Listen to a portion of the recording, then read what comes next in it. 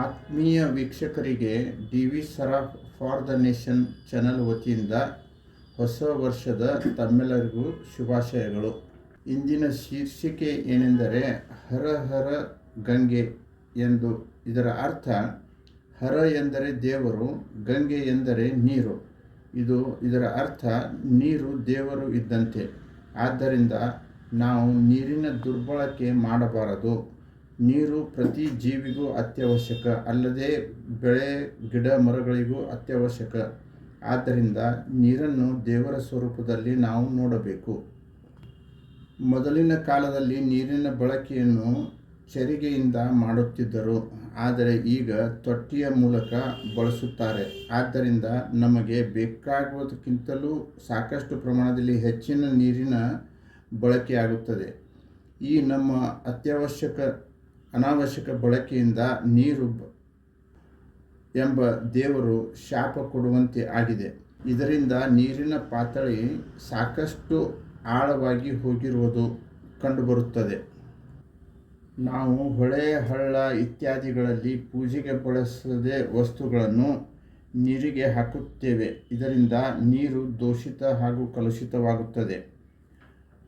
140 ಕೋಟಿ ಜನಸಂಖ್ಯೆ ಇರುವಂಥ ನಮ್ಮ ದೇಶದಲ್ಲಿ ನಾವು ಅನಾವಶ್ಯಕ ವಸ್ತುಗಳನ್ನು, ಅಲ್ಲದೆ ಮಾನವ ಬೂದಿ ಎಲುಬುಗಳನ್ನು ಹೊಳೆಯಲ್ಲಿ ಬೀಸಾಕುವುದರಿಂದ ನಾವೇ ಹೊಳೆ ಹಳ್ಳಗಳನ್ನು ದೂಷಿತ ಕಲುಷಿತ ಮಾಡಿದಂತೆ ಆಗುತ್ತದೆ.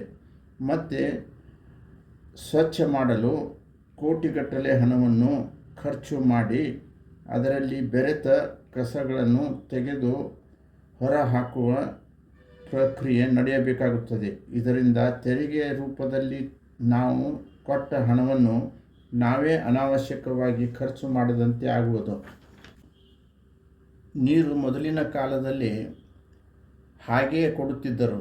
ಈಗ ಈ ನಮ್ಮ ಬಳಕೆಯಿಂದ ನೀರುಗಳು ಕೂಡ ಬಾಟಲ್ಗಳಲ್ಲಿ ಮಾರಾಟವಾಗುತ್ತವೆ. ನೀರು ಮಾರಿದರೆ ಪಾಪ ಎಂದು ಆಗ ಹೇಳುತ್ತಿದ್ದರು. ಹಿಂದಿನ ಕಾಲದಲ್ಲಿ ಜನಸಂಖ್ಯೆ ಅತಿ ಕಡಿಮೆ ಇರುವುದರಿಂದ ನಮಗೆ ಹಳೆ ಪದ್ಧತಿಯಿಂದ ಸಾಮಗ್ರಿಗಳನ್ನು ನೀರಿನಲ್ಲಿ ವಿಸರ್ಜಿಸಿದರೆ ಕಂಡುಬರುತ್ತಿದ್ದಿಲ್ಲ. ಆದ್ದರಿಂದ ಹಳೆ ಸಂಪ್ರದಾಯವನ್ನು ನಾವು ಕಡೆಗಣಿಸಿ ನಿಮ್ಮ ಯಾವುದೇ ಸಾಮಗ್ರಿಯಾದರೂ ಕೂಡ ಭೂಮಿಯಲ್ಲಿ ಹೂಳಿಟ್ಟು ಅದು ಗೊಬ್ಬರವಾಗುವಂತೆ ಮಾಡಿ ಮತ್ತೆ ಕೆಲಸಕ್ಕೆ ಬರುವಂತೆ ಮಾಡಬೇಕು. ಇದರಿಂದ ತಾವು ತಿಳಿದು ನಡೆಯಬೇಕಾಗಿ ನನ್ನ ಅಭಿಪ್ರಾಯ. ನೀರು ಹಾಲಿನ ಬೆಲೆಯಲ್ಲಿ ಮಾರಾಟವಾಗುತ್ತಿದೆ. ನೀರು ನಾನಾ ಥರದಿಂದ ಕಲುಷಿತವಾಗಿ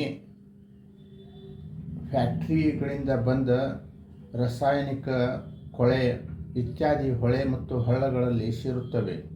ನೀರು ತುಂಬ ಕೆಟ್ಟು ಹೋಗಿದೆ. ಇದರಿಂದ ಬಿಸ್ಲರಿ ವಾಟರ್, RO, UR ಹೀಗೆ ಹಲವಾರು ನೀರಿನ ಪ್ಯೂರಿಫೈಯರ್ಗಳು ಬಂದಿವೆ. ಇಂಥ ನೀರು ಕುಡಿಯುವುದರಿಂದ ನಮ್ಮೆಲ್ಲರಿಗೆ ರೋಗ ನಿರೋಧಕ ಶಕ್ತಿ ಕಡಿಮೆಯಾಗಿದೆ. ಆದ್ದರಿಂದ ಇದನ್ನು ತಪ್ಪಿಸಲು ನಾವು ನಮ್ಮ ಹೊಳೆ ಹಳ್ಳುಗಳಲ್ಲಿ ಇದ್ದ ನೀರನ್ನೇ ಸರಿಯಾಗಿ ಕಲುಷಿತವಾಗದಂತೆ ನೋಡಿಕೊಳ್ಳಬೇಕು. ಜೈ ಗಂಗಾ ಮಾತಾ ಕಿ ಜೈ.